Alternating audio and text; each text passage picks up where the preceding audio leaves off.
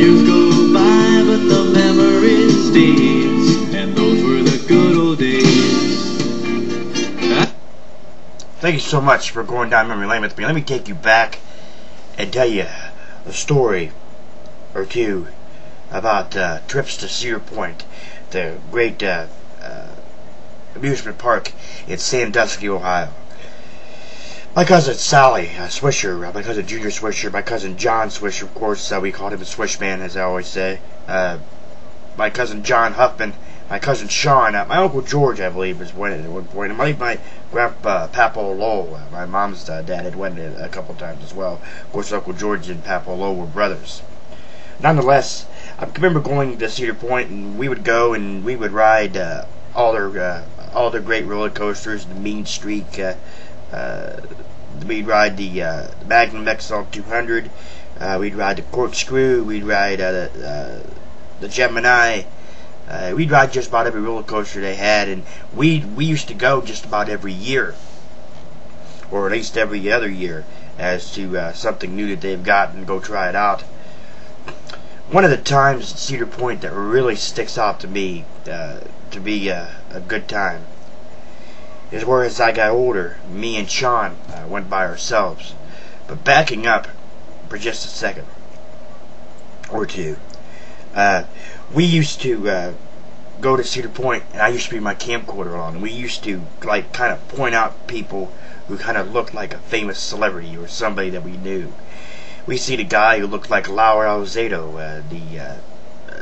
He was an actor at one point, but he was also a professional professional football player for the NFL, for the Oakland Raiders. And we saw a guy who looked like Laura Alzado, and we also saw a woman who looked like Roseanne. Nonetheless, it was just funny to just go ahead and point out these people that looked like celebrities, get them on camera, and then play it back when we got home and laugh our ass off. But anyways, as I was saying, a time that stands out for me and Sean is when me and Sean went by ourselves to Cedar Point, and we went, and I mean, we had a good time, me and Sean by ourselves there. You know, it was courtesy of Bob, the courtesy of Bob boys, Bob and Bobby, on an adventure to Cedar Point.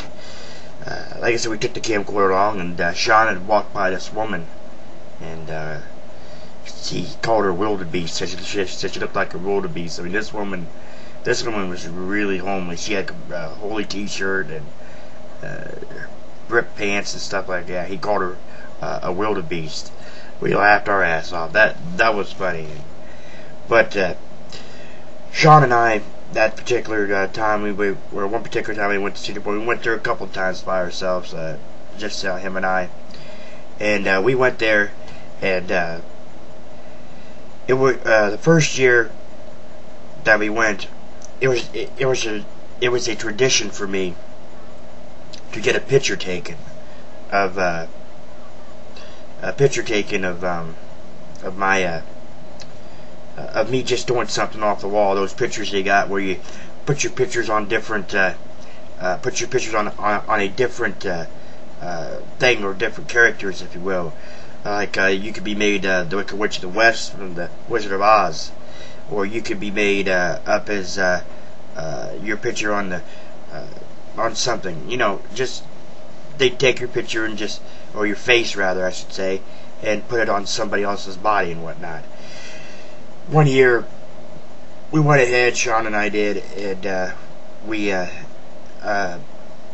Sean had dared me to do something or whatnot, and I got my picture taken as the Scarecrow, my face on the picture of a Scarecrow, and my face on Dorothy. If I can, I'm going to upload it to MySpace.com for all my peeps to check out, just to actually see that picture of me dressed, or me as the Scarecrow and as Dorothy.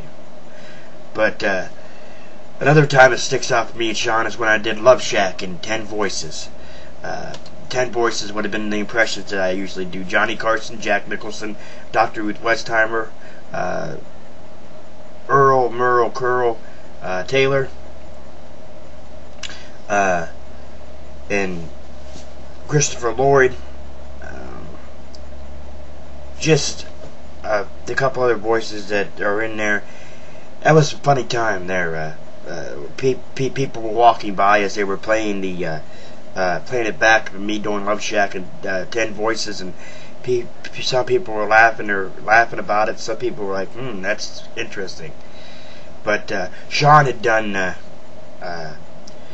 Journey faithfully, and Junior said that, because Junior's at one point when we went home and played it back to him, he was like, what do you think that is, Junior? I don't know, Christopher Cross? No, it's your cousin, Sean. No shit. Yeah, no shit. Like I said, it was a tradition that Sean and I, when we went to Cedar Point, we'd done exactly what we had to do, and that was, go and have fun.